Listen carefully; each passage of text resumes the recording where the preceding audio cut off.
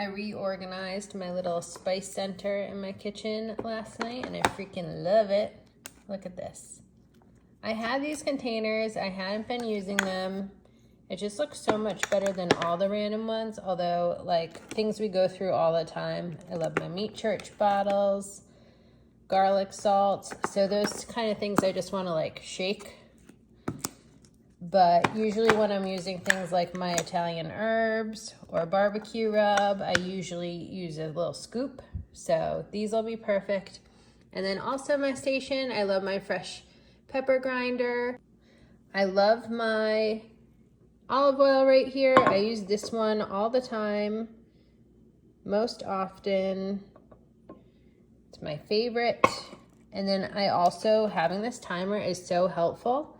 You just kind of turn it and then it starts, it's kind of dirty for my spices, but ticking down.